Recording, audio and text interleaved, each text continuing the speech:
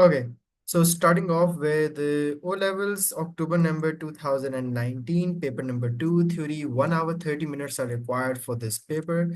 And today I'd like you guys to solve some questions with me as well. तो मैं बीच बीच में कहीं पे pause भी करूंगा. You guys are going to solve these questions with me. This is going to help you a lot. बाकी I have been solving the past 3 to 4 papers as well. तो आज then you guys can share me on my WhatsApp as well. थोड़ा सा काम, थोड़ी सी handwriting, एक overview मिल जाता है about every student as well. Starting with question 1, the diagram shows part of the periodic table. Answer the questions using only elements in the diagram. Each element may be used once, more than once, or not at all. Write the symbol for an element which is forming a stable line of x2 minus. Now, x2 minus means what? That 2 minus किस group का charge होता है? Group number 6. All group 6 elements have a charge of 2 minus. So you can write oxygen as well, sulfur as well, selenium as well. I'll just write sulfur. It is a light green gas at room temperature. Remember, you have to memorize some colors. Fluorine is what? Pale yellow. Chlorine is greenish yellow. Bromine is reddish brown. And iodine is a black solid. So fluorine is pale yellow. Chlorine is a green gas. It forms an ion which gives a yellow precipitate on addition of aqueous silver nitrate. I told you that aqueous silver nitrate is used as a testing for anions of what? Cl minus, Br minus, and I minus as well. Now this I minus gives a yellow precipitate. Br minus gives a cream precipitate, and chlorine negative gives a white precipitate. It is used to make food containers. Okay? Food containers is given by food containers made up of aluminium. Aluminium की कुछ reasons है. First of all, it has a good density, but it's lightweight. Okay? It is lightweight. It is also, it forms an oxide. It's non-corrosive as well. So due to its lightweightness, okay, it is used as to make food containers. It is a diatomic gas which forms 78% of dry air. That is going to be nitrogen. हमने air का composition पढ़ा हुआ है. That nitrogen is what? 78% in air. Moving on to question number 2. Magnesium is a metal. State 2 properties which are characteristic of most metals. दो बहुत important properties हैं. Number 1, that they can conduct heat. And number 2, that all metals can conduct electricity. और तीसरी लिख दें, they are all ductile, right? So you can write any two. Complete the electronic configuration of magnesium atom. Now magnesium is what? Magnesium is 12, which means it has 12 electrons, 2 in the first shell, 8 in the second shell, 2 in the third shell. So 1, 2, then 3, 4, 5, 6, 7, 8, 9, 10. कुछ student का मैंने उस दिन एक paper देखा, किसी ने ऐसे बनाए थे 8 इलेक्ट्रॉन अलग अलग करके. अलग अलग नहीं बनाने. Always draw in pairs. Remember that. आप लोगों को लगता है इसका नंबर नहीं कटेगा, कटेगा, ठीक है. So always draw electrons in pairs. ये वाला भी पेयर में. ये नहीं कि एक इलेक्ट्रॉन इधर है तो दूसरा इलेक्ट्रॉन आप इधर बना दो, नहीं. हमेशा you have to show them in pairs first, और अगर कोई रह जाए पीछे उसको फिर आपने सिंगल शो करना है. Magnesium reacts with bromine to form magnesium bromide. Magnesium bromide is an ionic solid at room temperature. In terms of movement of electrons, how magnesium bromide is formed? By the reaction of magnesium with bromine. Now, magnesium is what? Magnesium is a metal. Bromine is what? Bromine is a non-metal. Now, due to bromine being a non-metal, it is going to gain electron. Due to magnesium being a metal, it is going to lose electron. And magnesium has a charge of +2. It has 2 outermost electrons. It's going to lose 2 electrons. लेकिन bromine को तो एक ही चाहिए. तो 2 Br atoms जो होंगे, 2 electrons will be gained by 2 Br ions to form Br atoms. And the bond formed between them would be what? Ionic bond. और उस ionic bond को हम कहते हैं कि ionic bond is basically the strong electrostatic force of attraction that will be there between this cation and the anion. Magnesium bromide is soluble in water. Suggest one other physical property of magnesium bromide. Magnesium bromide is an ionic compound. तो ionic compound के high melting and boiling points. उसने solubility तो बता दी है. तो आप और कोई प्रॉपर्टी बता दो. You can mention high melting points and boiling points. Deduce the products formed at the anode and cathode when the concentrated aqueous bromide. ठीक है. Concentrated aqueous magnesium bromide MgBr2. इसका जब इलेक्ट्रोलिसिस होगा क्या क्या प्रोड्यूस होंगे आयंस? Magnesium 2+, bromine negative. लेकिन it's aqueous. Aqueous means it contains H+ ion as well and OH- ion as well. Now remember, magnesium and hydrogen में से कौन select होगा? If we look at the reactivity series, hydrogen is below magnesium. It has a higher ease of depositing at the where it's going to deposit at the cathode. So hydrogen will be formed at the cathode, not magnesium. If we talk about anode, अब anode में you must be wondering that OH should be selected according to the reactivity series. But remember, एक चीज ध्यान से देखिए, concentrated जब लिखा होता है, when we mention concentrated, always the halide ion will be selected. जैसे हमने कल एक सवाल किया था, if you guys were present, तो उसमें chlorine concentrated aqueous sodium chloride था, तो हमने क्लोरीन को चूज किया था over hydroxide. Chlorine reacts with aqueous magnesium bromide. The products are aqueous magnesium chloride and aqueous bromine. Construct the ionic equation for this reaction. So if we make the ionic equation for this reaction, हम देख लेते हैं. We just हमें सब कुछ दिया है उसने. क्लोरीन जो है इट इज Cl2 और मैग्नीशियम ब्रोमाइड क्या है? MgBr2. Now don't react chlorine with MgBr2. हमने दिए देखने, is chlorine more reactive than bromine? Yes, it is. It's on the top of the halogen group. It's above bromine. So this chlorine is going to displace bromine from its salt, and itself it's going to react with magnesium और bromine को side कर देगा. This is known as displacement reaction. तो ionic equation क्या है? Magnesium को तो कुछ नहीं हो रहा, मैग्नीशियम तो वैसे का वैसे ही है, +2 था, +2 ही हुआ है. Cl2 यहाँ 0 था, अब Br2 यहाँ 0 है. यहाँ Br जो था वो -1 था, अब Cl जो -1 है. तो हाँ, जो चेंज हो रहे हैं ना उनको हम जरूर मेंशन करेंगे. तो ionic equation is going to be what? It's going to be Cl2 plus Br-. लेकिन अब आपके पास Cl- प्रोड्यूस हो गए हैं, लेकिन bromine has been displaced as produced a gas. Balance कर लें इक्वेशन को. This is how we make an ionic equation. Explain why aqueous magnesium chloride does not react with aqueous bromine. What is the reason for that? Because chlorine is more reactive, like discussed. नीचे जाते हैं जब halogens में, तो reactivity basically decreases, मतलब कि fluorine would be the most reactive. Moving on to question number 3, petroleum crude oil is a mixture of hydrocarbons. Describe and explain how petroleum is separated into hydrocarbon fractions. Include in your answer, you can include a description of the fraction distillation in an oil refinery. सबसे पहले तो you should know it's a large fractionating column. ठीक है. And large fractionating column in a sense that it has different fractions as well. जहाँ पे इन चीजों ने separate होना, से सब्सटेंस ए है, बी है, you can name the substance जो सारी हैं, paraffin, paraffin, naphtha, kerosene, bitumen है, फिर आपके पास गैस आती है टॉप पे. ठीक है. रिफाइनरी गैसेस अलग कलेक्ट होंगी, यहाँ पे रिफाइनरी गैस है. This is going to be where you add what? The crude oil. ठीक है. ये वो वाली जगह हो जाएगी जहाँ पे आपने क्रूड ऑयल एंटर करना है. बॉटम पे वो वाली सब्सटेंस आ जाएगी जिसका सबसे ज्यादा the highest boiling point वाली जो होंगी वो यहाँ पे आ जाएंगे. For example bitumen will be collected over there. And remember, as you go up, what is happening? The boiling point decreases. मतलब कि जो highest temperature होगा वो यहाँ पे present होगा at the bottom of the fractionating column, and the least temperature would be present at the top of the fractionating column. ठीक है. तो इसको आप लोग बुक से भी देख के बना सकते. It's a very neat diagram. होता क्या है कि crude oil is a whole mixture. ठीक है.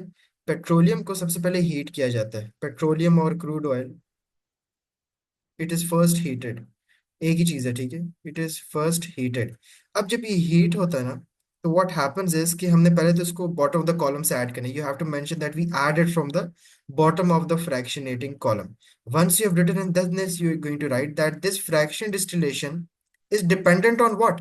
किस बेसिस पे क्रूड ऑयल में से सारी सब्सटेंसेस सेपरेट हो रही हैं? बिटुमेन अलग हो रहा है, नेफ्था अलग हो रहा है, पैराफिन अलग हो रहा है, केरोसिन अलग, कैसे हो रहा है अलग? फ्रैक्शनल डिस्टिलेशन इज डिपेंडेंट, आप ये लिखोगे, it's dependent on boiling points. For example, आप हीट करना शुरू करोगे क्रूड ऑयल को यहाँ पे, ठीक है, व्हाट्स गोना हैपन? जिसका सबसे लो बॉइलिंग पॉइंट होगा वो सबसे पहले लिक्विड से गैस बनेगा, और यहाँ पे दोबारा कंडेंस हो जाए। यहाँ पे ना ट्रेस भी लगे होते हैं, ठीक है। आप ये ना समझो कि लिक्विड टू गैस ही हर चीज कलेक्ट हो रही है, लिक्विड से गैस बना बॉयल होके, and it's gonna be collected back into a liquid form at fraction number A, ठीक है। So it's all dependent on boiling point. The once, अब आप लिखो, the once with the least boiling point will be separated first. The one with the least boiling point will be separated first, ठीक है। And the heavier fraction जो होंगी, जो कि आपके पास जैसे कि बिटुमेन है, जो हैवी फ्रैक्शंस हैं, या फिर आपके पास the ones which have a very high boiling point, they will be separated at the end. 4 points ये हो गए। सो यू कैन ओवरऑल से कि सारे डिफरेंट लेवल्स के ऊपर सेपरेट हो रही है depending on the boiling point. आप जैसे ऊपर जा रहे, बॉइलिंग पॉइंट डिक्रीज हो रहा है, इंक्रीज हो रहा है, सॉरी, नहीं मैंने बल्कि डिक्रीज लिखना था ना, thank you for correcting me. इसको हम यहाँ से डिक्रीज करेंगे, ठीक है। जो सबसे पहले जिसका हल्का बॉइलिंग पॉइंट होगा वो ये है, जैसे कि रिफाइनरी गैसेस, ये ऊपर चली जाएंगी।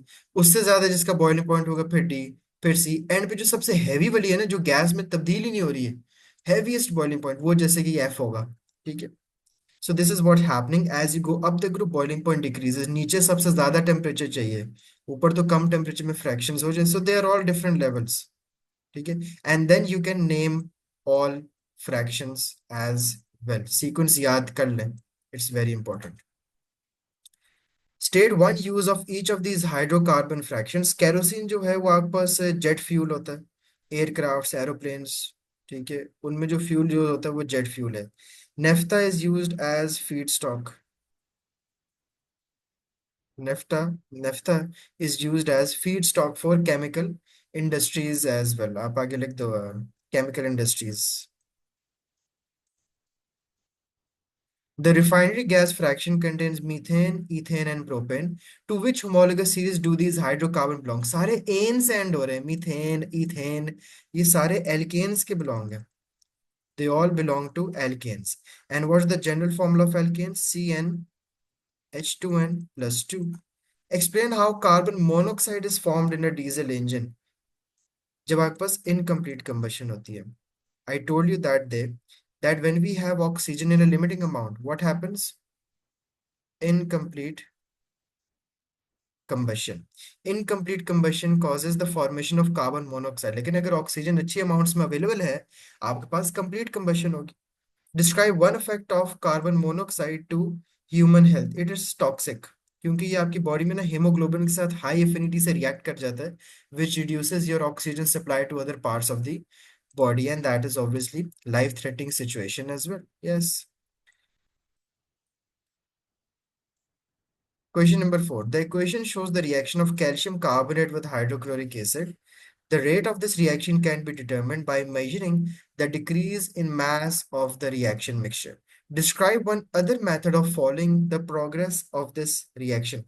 देखो, किसी भी रिएक्शन को अगर आपने देखना है ना कि ये हो रहा है नहीं हो रहा, समझे आप खाना पका रहे हो, खाना बनाने के लिए आपको इंग्रेडिएंट्स चाहिए। कैसे पता लगेगा कि कोई रिएक्शन हो रहा है? या तो आप ये देख लो कि क्या मैंने जो रिएक्टेंट्स ऐड किए थे क्या वो कम हो रहे हैं, या आप ये देख लो कि जो मैंने प्रोडक्ट्स ऐड किए थे क्या वो ज्यादा हो रहे हैं। दोनों तरीकों से आपको पता लग जाएगा ना कि कितनी जल्दी से आपका रिएक्शन हो रहा है। फॉर एग्जाम्पल, अभी आप केमिस्ट्री की तैयारी कर रहे हो, दो तरीके हैं तैयारी को देखने के लिए कि मेरी कितनी तेजी से तैयारी हो रही है। या आप ये देखते हो कि मैंने कितने चैप्टर्स पढ़ लिए हैं, या आप ये देखते हो कि मेरे कितने चैप्टर्स रह गए हैं। कुछ लोग, कुछ बच्चे ये चेक करेंगे मेरे कितने चैप्टर्स रह गए हैं, उससे अपनी तैयारी का अंदाजा लगा लेते हैं। या कुछ बच्चे कहते हैं कि मेरे इतने चैप्टर्स हो गए हैं, उससे भी तैयारी का अंदाजा लगाया जा सकता है। तो दोनों तरीकों से you can measure the progress of the reaction by checking कि कितनी स्पीड से रिएक्टेंट्स कम हो रहे हैं, और या फिर आप देख लो कितनी स्पीड से प्रोडक्ट ज्यादा हो रहे हैं, क्योंकि रिएक्शन कहते हैं इसको कि रिएक्टेंट्स ने प्रोडक्ट्स बन जाना है। So what is the other method? वो तो कह रहे हैं एक तरीका है कि हम देख रहे हैं कि decrease in the mass of reaction mixture, ये है रिएक्शन मिक्सचर, इसमें कितनी तेजी से कम हो रहा है मास। दूसरा मेथड क्या होगा? आप देख लो कि कितनी तेजी से प्रोडक्ट्स इंक्रीज हो रहे हैं। दूसरा तरीका क्या होगा, you can check the increase in products and to be more specific, because it's a 2 mark question. सबसे आसान चीज क्या है मेजर करना प्रोडक्ट्स में? गैस सिलेंडर से आप वॉल्यूम ऑफ गैस मेजर कर सकते हो। वॉल्यूम ऑफ गैस भी ना बोलो, बल्कि बोल दो volume of CO2 can be measured at regular time intervals. उसका मास या नंबर ऑफ बबल्स प्रोड्यूस्ड आपको बता देंगे। सिंपल कि आपके रेट ऑफ रिएक्शन की क्या स्पीड चल रही है। Describe and explain using ideas about collisions between particles how the rate of reaction changes when the same mass of calcium carbonate is used in smaller pieces. Now, आज ही मैंने पढ़ाया, बल्कि ये एक और स्टूडेंट आया था। रेट ऑफ रिएक्शन को एक फैक्टर अफेक्ट करता है सरफेस एरिया। जब भी आप कोई चीज स्मॉलर पीसेस में यूज करोगे, या एग्जामिनर कभी कभार कहता है पाउडर्ड फॉर्म, याद रखें पाउडर्ड फॉर्म वाली कोई चीज होती है उसका सरफेस एरिया हमेशा ज्यादा होता है। आप खुद सोचो ना, अगर आपने चीनी मिक्स करनी है चाय में, क्या बड़ी बड़ी चीनी वो मिक्स होगी? अगर पाउडर्ड फॉर्म में चीनी होगी तो ज्यादा जल्दी मिक्स होगी, ठीक है? तो स्मॉलर पीसेस में आप जब भी करोगे, व्हाट्स गोइंग टू हैपन? पहली बात तो आपने लिखना है surface area has been increased. उसके बाद आपने क्या लिखना है? When surface area has been increased more particles have been exposed. ठीक है, more particles have been exposed, and when more particles have been exposed the increase in the number of collisions, आपकी number of collisions बढ़ जाएंगी। और जब number of collisions बढ़ जाएंगी, which means more reactors will convert into products and the rate of the reaction will increase. Describe and explain using ideas about collisions between particles how the rate of reaction changes when the temperature is increased. Alright, will someone like to tell me this answer? क्योंकि ये बहुत common answer है और बहुत बार बार आएगा। It's a 3 mark question. Can someone tell me कि टेम्परेचर बढ़ाने से रेट ऑफ रिएक्शन कैसे इंक्रीज होगा? हो रहा है, मुझे पता है कैसे। Someone tell me the whole mechanism. Come on, open up your mics guys, करते हैं कुछ चेक। हम्म। सर, जो यस। पार्टिकल्स होंगे वो काइनेटिक एनर्जी गेन होंगे, जिसके गुड वजह से जॉब। वो मोर वायलेंटली कोलाइड करेंगे एक ठीक दूसरे है। से। ठीक है। तो इन दोनों के बीच में एक और चीज आनी है जिसका 3 मार्क है, स्पीड बढ़ेगी। आपने काइनेटिक एनर्जी, टेम्परेचर बढ़ा, काइनेटिक एनर्जी बढ़ी, जी। स्पीड बढ़ा, और फिर फ्रीक्वेंसी, जो आपने कहा ना फ्रीक्वेंसी ऑफ कोलिजन्स वाला टर्म यूज किया, तो बीच में एक स्पीड का आपने वर्ड जरूर ऐड करना है whenever you are given temperature. क्योंकि जो आपने 2 पॉइंट्स बताए वो आपके पास possible are in some other factors. Temperature की खास बात यह है, काइनेटिक एनर्जी आप लोग फिजिक्स भी पढ़ते हो obviously, kinetic energy is directly proportional to speed as well. तो ये 3 मार्क का जो क्वेश्चन रिक्वायर्ड है, इसमें पूरी सीक्वेंस लिखनी है शुरू से। ठीक है, अब मैं एक एरो से ये देख रहा हूँ। अब देखते जाएं, टेम्परेचर बढ़ाया, उससे जैसे हमें शोएब ने बताया अभी, kinetic energy increases. Kinetic energy बढ़ाने से ये जरूर लिखना, स्पीड ऑफ द पार्टिकल्स और speed of the motion of particles, relative motion of particles increases. वो तो ठीक है, लेकिन वो इंक्रीज क्या कर रहा है? कोलिजन्स नहीं, ना ही उनकी speed. You can say it increases the frequency of.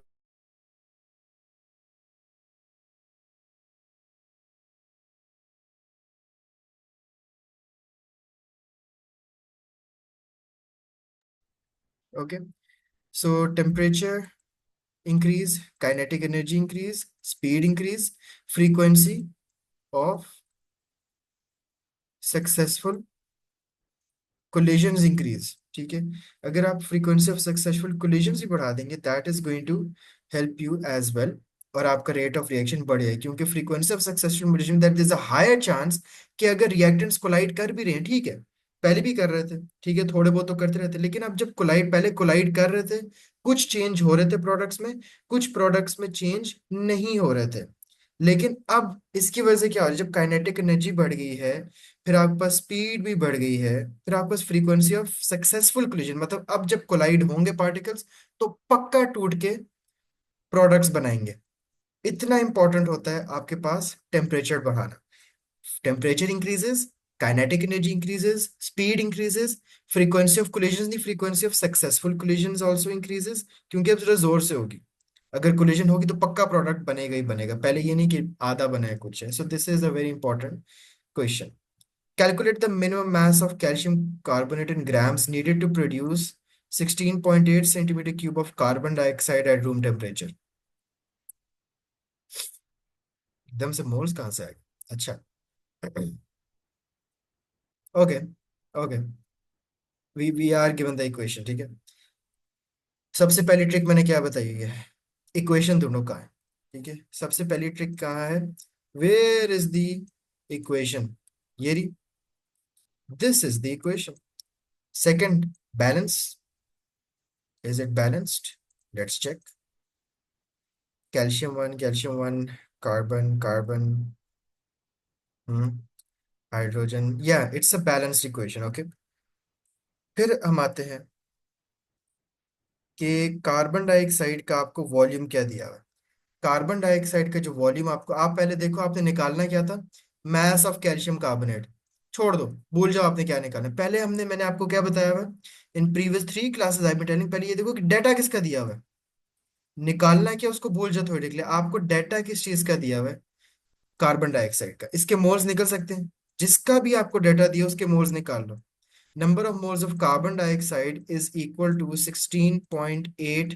ये सेंटीमीटर क्यूब है ना, तो आप इसको डिवाइड करोगे 24 DM से, नहीं 24,000 से, क्योंकि सीएम क्यूब है।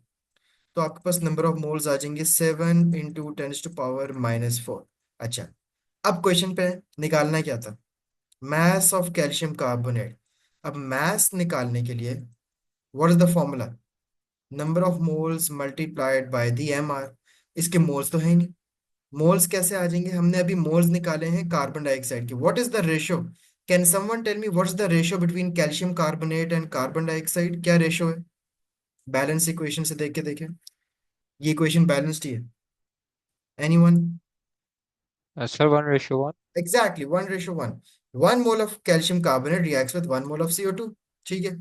मतलब कि सिंपल कैल्शियम कार्बोनेट, ये तो काम आसान हो गया। आपके पास मास ऑफ कैल्शियम कार्बोनेट कैसे निकलेगा? अगर आपके पास कार्बन डाइऑक्साइड के मोल्स कितने हैं?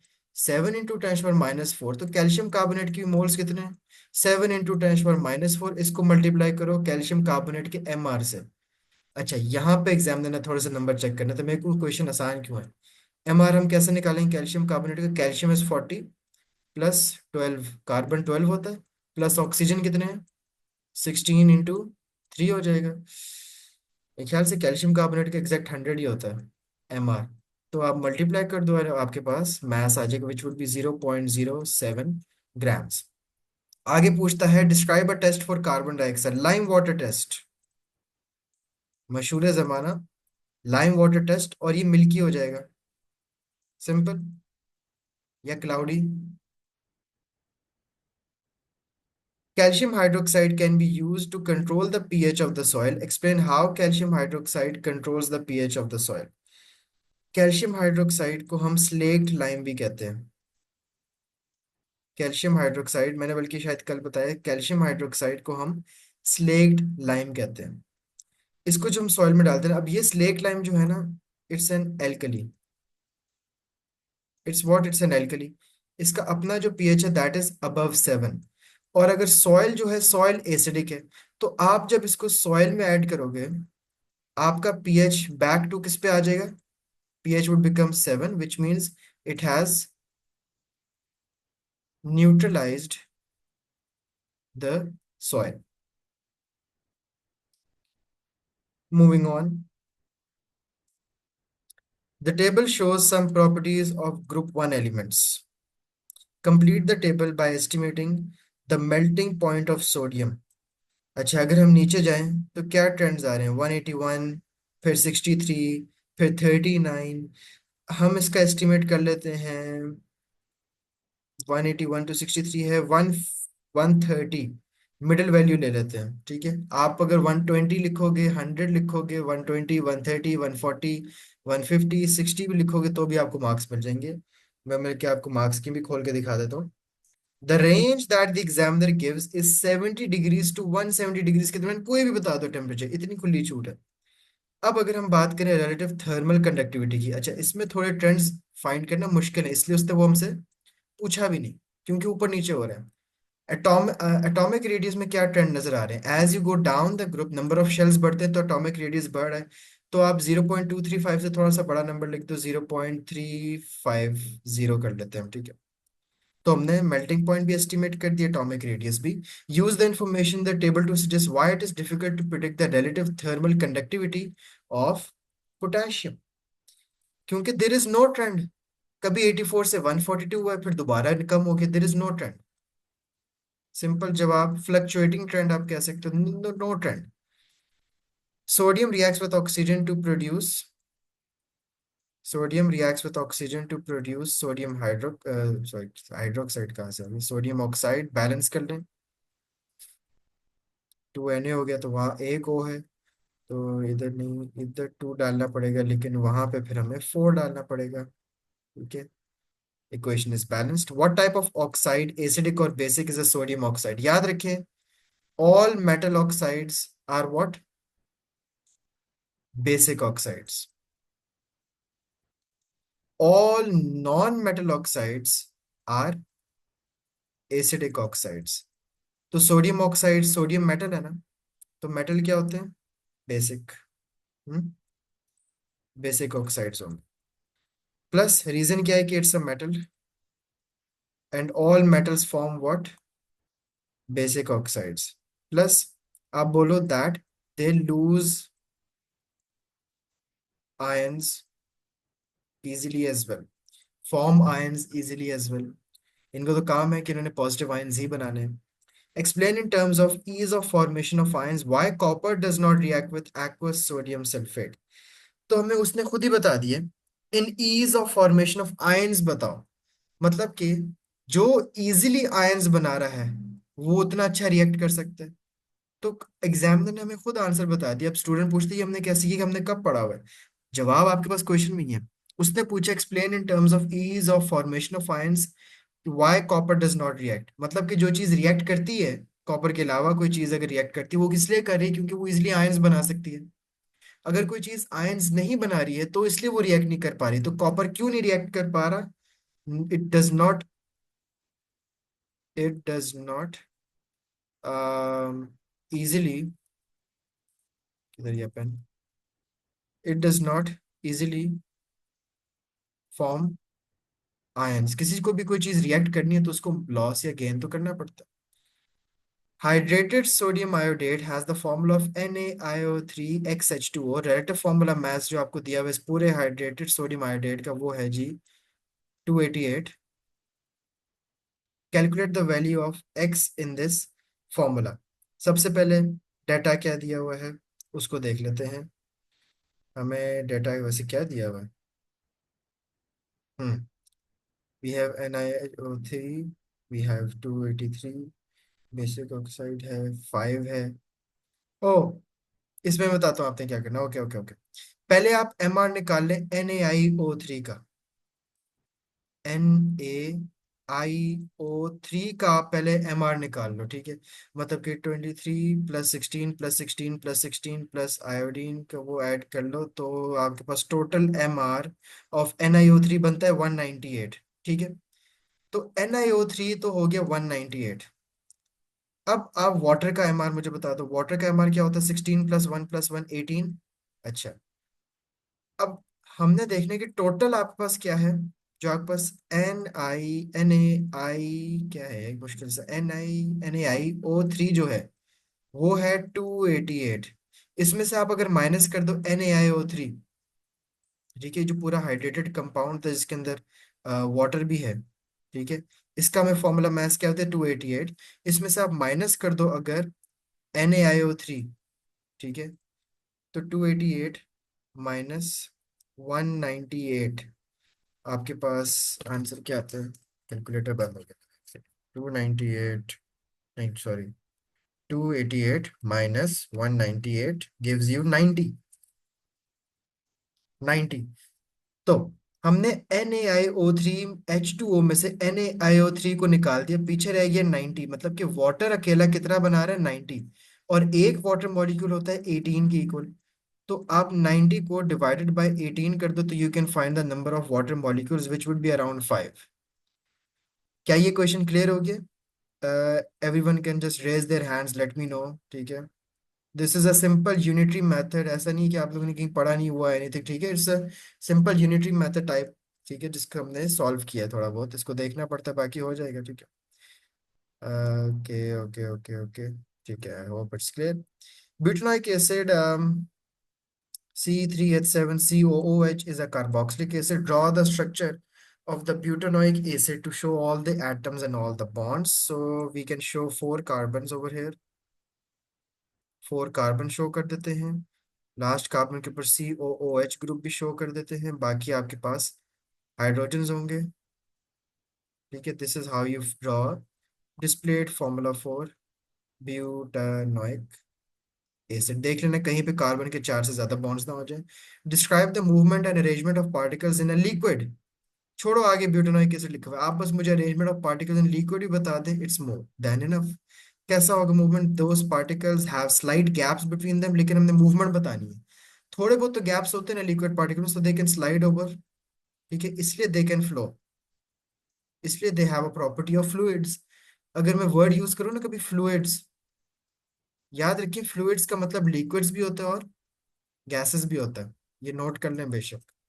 अरेंजमेंट कैसा होगा? No fixed positions because they are fluids. The melting point of butanoic acid is -4, boiling है 166। तो 0 डिग्री सेल्सियस पे ब्यूटानोइक एसिड क्या होगा? It is going to be liquid. क्यों? क्योंकि आपने डिक्रीज किया किया किया, अभी तक -0 पे आ गया। आप 3 से लाए, आपने 2 कर दिया, आपने 1 कर दिया, आप 0 पे ले आए हो, लेकिन अभी तक वो उसने मेल्ट होना शुरू नहीं किया। वो अभी तक क्या है? It is a liquid. Because remember melting point and boiling point जैसे वाटर का सेम है, it is still a liquid which means that at -4 degree Celsius it hasn't even change the state. अगर आपके पास आता कि लेट्स से 176 या 186 अगर होता है, मतलब कि ग्रेटर देन 166, तो उसकी स्टेट क्या होती? गैस। ठीक है, एक्सप्लेनेशन क्या है? Because 0 degree Celsius is greater than the melting point, जो कि आपके पास क्या है? -4 डिग्री सेल्सियस। लोगों को लगता है 0 डिग्री सेल्सियस छोटा है -4 से। 0 डिग्री सेल्सियस बड़ी वैल्यू है -4 से। वो 4 नहीं, वो -4 है। नंबर लाइन के हिसाब से देखो, 0 इज ग्रेटर देन -4। और राइट, अच्छा, question number D I would like you guys to solve. ये जो आपके पास क्वेश्चन नंबर 6 का डी है, मैं ना इस PDF के अंदर लिख भी दूंगा और मैं ये ग्रुप में शेयर करूंगा। 6D आप लोगों ने करना है। This is regarding finding what the limiting reactant कैसे निकालते हैं और एक्सेस रिएक्टेंट कैसे निकालते हैं। ट्राई करें, आई एम वेरी कॉन्फिडेंट आप लोग कर लोगे। आप लोग ये इक्वेशन भी बना सकते हो, pH भी बता दोगे। ठीक है, चलो ये डिफरेंट है, ये कर लेते हैं। ठीक है, but I really want you guys, आप लोग थोड़ा मुझे भी दिखाओ ना, एक इंटरेस्ट बने मेरा कि क्या क्या अभी तक सीख लिए। Sulphuric acid is made by contact process. और अगर इस ऊपर वाले सवाल में कोई इश्यू आए, तो you guys can look at the any previous PDF या जो पुरानी कोई रिकॉर्डिंग अगर अपलोडेड है। ठीक है, हमारे यूट्यूब के ऊपर भी शायद अपलोड हो गई होगी। ठीक है, वरना you can let me know, check कर लूंगा, मुझे बेशक भेजते रहे आप papers. Name the catalyst that is used in contact process. Vanadium 5 oxide, V2O5। ठीक है, describe how and explain why the position of equilibrium in the reaction is altered.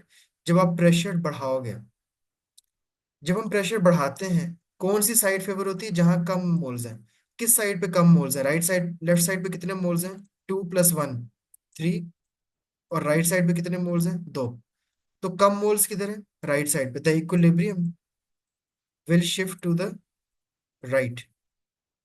और उसके लिए एक्सप्लेनेशन क्या होगी? Because number of moles are less on the right. Simple. Pressure of the equilibrium mixture is increased at constant temperature. अगर आप temperature भी बढ़ाओगे, लेकिन आप देखो फॉरवर्ड रिएक्शन जो है वो क्या है? एक्सोथर्मिक है। और एक्सोथर्मिक को तो टेम्परेचर डिक्रीज फेवर करता है।